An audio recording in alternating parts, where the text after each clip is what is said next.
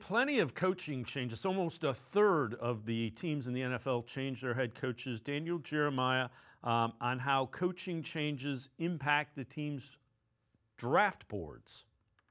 How does that impact how you stack everything when you bring in new voices? You're going to run new systems. What are they looking for in players? How does that all come together?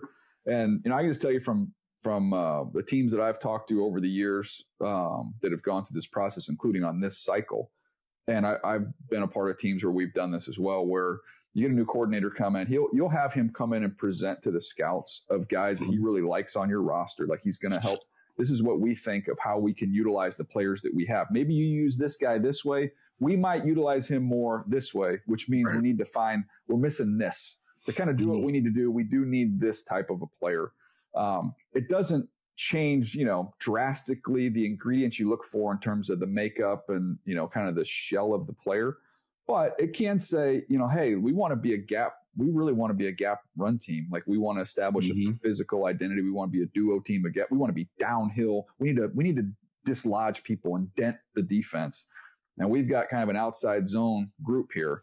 So we can kind of do some of that at the as we're going. But man, I'd like to find a little bigger, a little more powerful guys. Like the Rams, think what they did and how they changed their offense. No, absolutely. Coaches are constantly communicating and kind of helping you create that menu.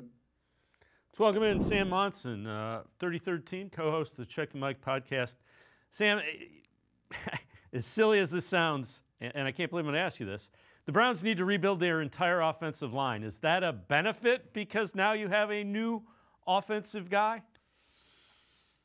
Well, I guess if you have to rebuild entire offensive line anyway, it's a good time to be bringing in a new coaching staff and somebody that potentially wants something different in their offensive linemen. I mean, if you're looking for a silver lining, that is a silver lining in the needing to rebuild the entire offensive line.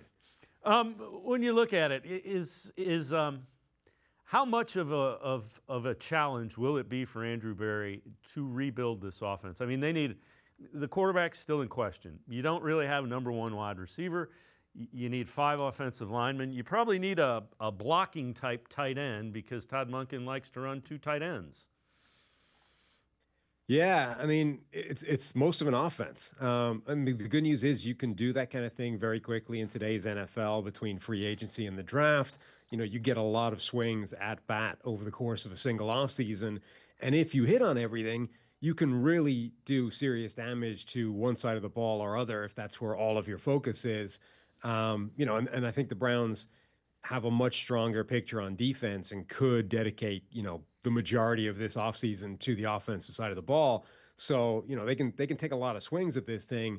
But the problem is, what if your strike rate isn't 100%? What if you take these swings and 50% of them don't work out? Then you're in real trouble. I think that's the concern with just the number of things they need to address on offense.